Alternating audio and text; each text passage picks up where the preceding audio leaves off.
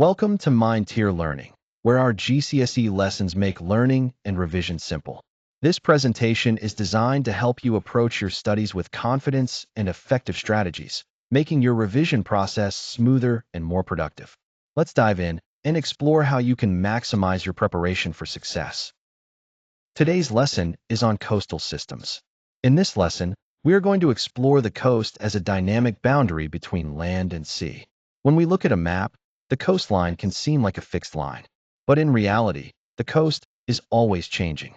Waves erode cliffs, sediment is moved along beaches, storms reshape the shoreline, and geology controls how quickly different parts of the coast retreat.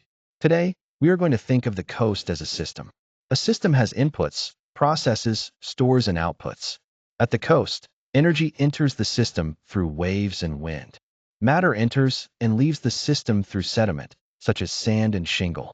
The big question for today is, why are some coastlines stable while others change rapidly? To answer that, we need to understand waves, sediment cells, coastal budgets, and geology. Let's begin with today's learning objectives. By the end of this lesson, you should be able to do 4 things. First, you should be able to describe the coast as an open system with inputs and outputs. An open system is one where energy and matter can enter and leave. The coast is open because waves bring energy, rivers and cliffs supply sediment, and sediment can be transported away. Second, you should be able to explain how wind strength and fetch create different wave types. Waves are created by friction between wind and the surface of the sea. The stronger the wind, the longer it blows, and the further it travels over open water, the more powerful the waves become. Third, you should be able to differentiate between constructive and destructive waves. Constructive waves build beaches. Destructive waves remove sediment and increase erosion. Finally, you should be able to understand the influence of geology on UK coastal retreat. Rock type and rock arrangement are extremely important. Some rocks resist erosion, while others are eroded quickly. So today's lesson is about how energy and geology interact to shape the coastline. Before we go further, let's look at the key vocabulary.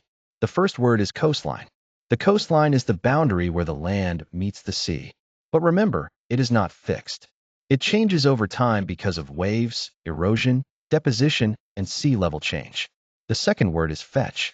Fetch is the distance of open water over which the wind has blown. A long fetch means the wind has had more time and distance to transfer energy to the water, creating more powerful waves. The third word is swash. Swash is the movement of water up the beach after a wave breaks. The fourth word is backwash. Backwash is the movement of water back down the beach towards the sea under gravity. These two terms, swash and backwash, are really important when we compare constructive and destructive waves later in the lesson. Now let's think about the coast as a system. The slide asks, is the coastline a fixed line on a map? The answer is no. The coast is one of the most dynamic environments on Earth. Dynamic means constantly changing. At the coast, energy from the ocean meets the resistance of the land. Waves bring energy towards the shoreline. This energy can erode cliffs, move sediment, and reshape beaches. The land resists this energy depending on its geology. Hard rocks resist erosion for longer, while soft rocks can be worn away quickly. The coast is also an open system. This means energy and matter can enter and leave. Energy enters through wind, waves, and tides. Matter enters through sediment from rivers, cliff erosion, and offshore sources. Matter leaves when sediment is transported along the coast or moved offshore. So the coastline is not a static boundary.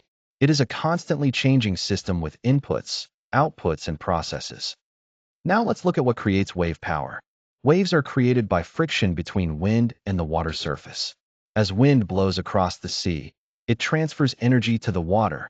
The stronger and longer the wind blows, the more energy can be transferred. Wave power depends on 3 main factors. The first is wind strength. Stronger winds create more powerful waves because they transfer more energy to the water. The second is wind duration. This means how long the wind blows. If wind blows for a longer time, waves have more time to build up energy. The third is fetch. Fetch is the distance of open water over which the wind has blown. A long fetch usually creates larger, more powerful waves. This is why west-facing coasts in the UK can experience powerful waves from the Atlantic Ocean. So the power of waves depends on wind strength, wind duration, and fetch. Let's check your understanding.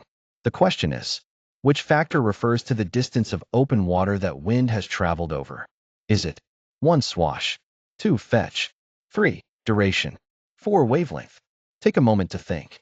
Remember, swash is water moving up the beach. Duration is how long the wind blows.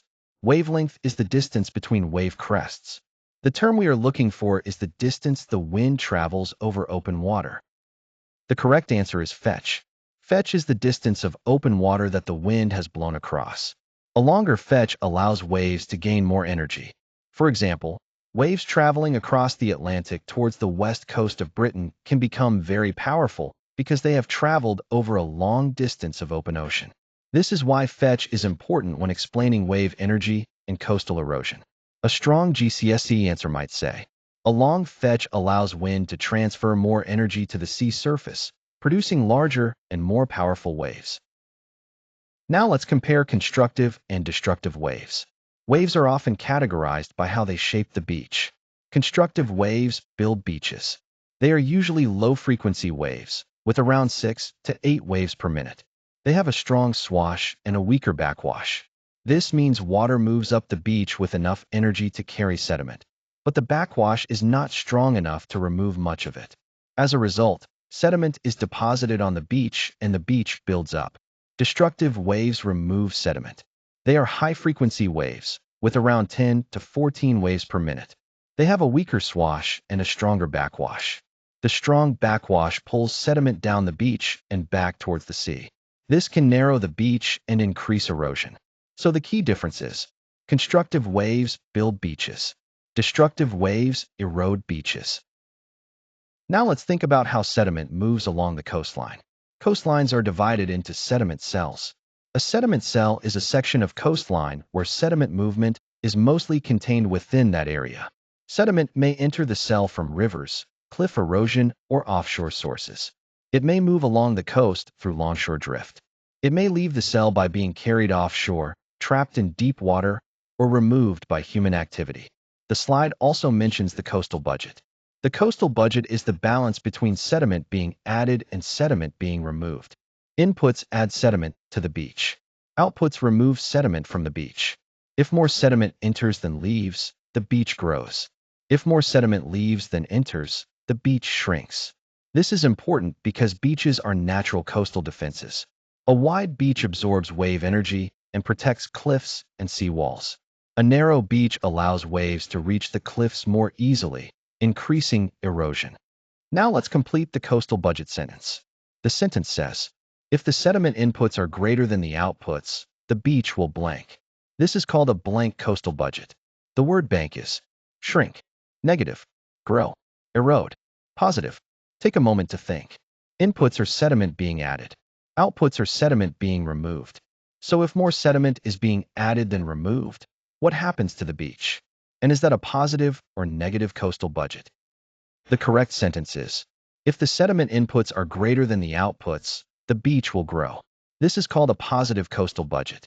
A positive coastal budget means the beach is gaining sediment. A negative coastal budget means the beach is losing sediment.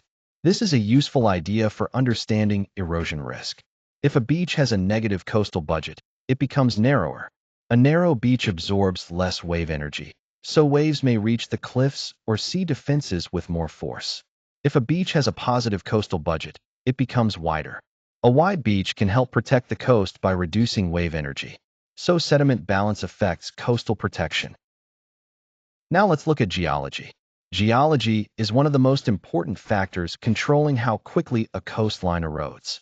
The UK coastline contains many different rock types. Some rocks are hard and resistant. Examples include granite and limestone.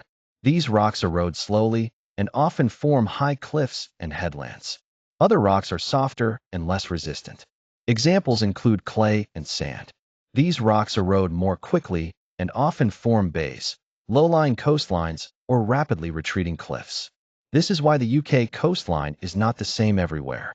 Some places, such as areas with hard rock headlands, change slowly. Other places, such as soft clay coastlines, may retreat very quickly. So the shape and speed of coastal change depend heavily on rock resistance. Now let's look at how the arrangement of rock layers affects the shape of the coastline. A discordant coastline is where bands of different rock types run at right angles to the sea. This creates alternating layers of hard and soft rock facing the waves. The softer rock erodes more quickly, forming bays. The harder rock erodes more slowly, remaining as headlands. So discordant coastlines often create a more uneven shape with headlands and bays.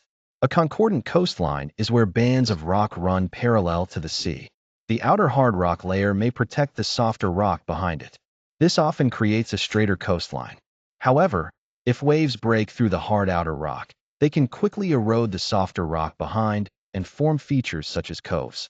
The key difference is, discordant coastlines have rock bands at right angles to the sea. Concordant coastlines have rock bands parallel to the sea. Now let's apply this to a UK example, the Holderness Coast in Yorkshire. The Holderness Coast is often described as the fastest eroding coastline in Europe. This is because it is made of soft boulder clay, which was left behind after the last ice age. Boulder clay is weak and easily eroded.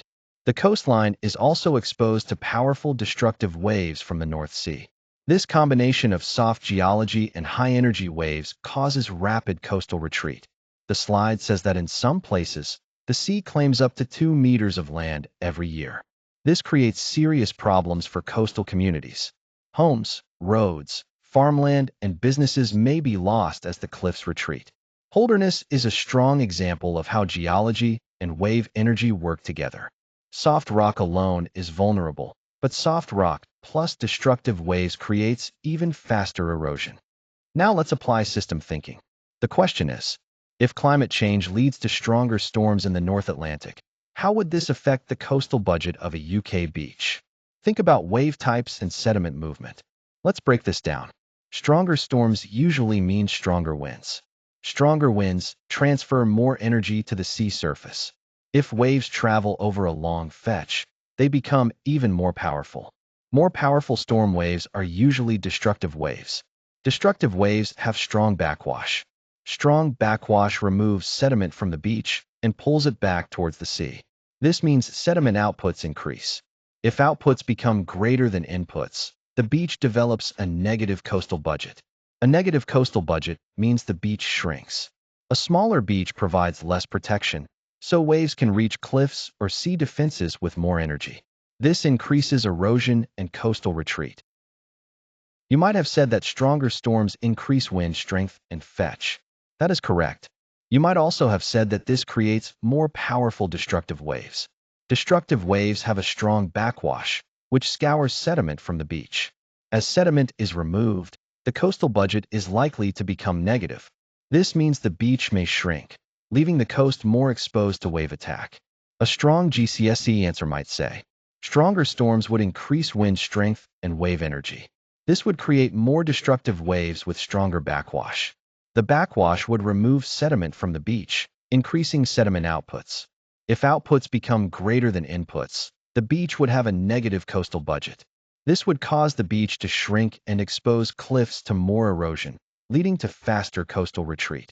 That answer is strong because it links climate change, wave energy, wave type, sediment movement, and erosion. Let's finish by looking ahead. Now that we understand the energy of the coast, waves, and the resistance of the coast, geology, we can move on to the specific erosion processes that carve coastal landscapes. The question on the slide asks, can you name 4 ways the sea breaks down rock? The 4 key processes are hydraulic action. Waves force air into cracks in the cliff, widening them over time. Abrasion. Rocks and pebbles carried by waves scrape against the cliff like sandpaper. Attrition. Rocks in the sea collide with each other and become smaller, smoother, and rounder.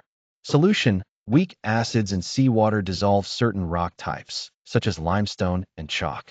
These processes will help us explain how landforms such as caves, arches, stacks, stumps, wave-cut platforms, headlands, and bays are formed.